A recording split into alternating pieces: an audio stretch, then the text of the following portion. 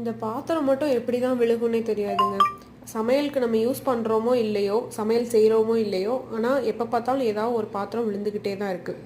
பாத்திரத்தை வாஷ் பண்ணிடலான்னு ஒரு நம்பிக்கையில் போனால் அந்த டப்பு வேறு ஆல்ரெடி ஃபுல்லாக இருக்கும். அதை எடுத்து வைக்கிறது அதை விட கடுப்பாக இருக்கும்.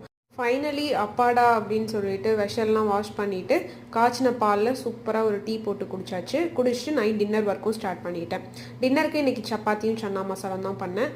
அது என்னதான் தெரில, என்ன ஒரு ஒர்க் பண்ணாலும் அதை முடிச்சுட்டு ஒரு டீ குடித்தாதான் ரெஃப்ரெஷிங்காகவே இருக்கும். அது ஈவினிங் டைமில்.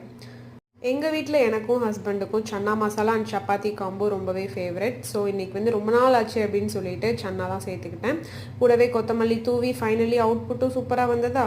அந்த ஸ்மெல்லே வாவான்னு இழுத்ததுனால நைட் நல்லபடியாக டின்னரும் முடிச்சாச்சு. மார்னிங் தோசையும் சட்னியும் தான் பண்ணியிருந்தேன்.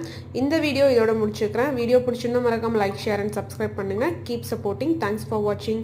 மறக்காமல் சப்ஸ்கிரைப் பண்ணிடுங்க.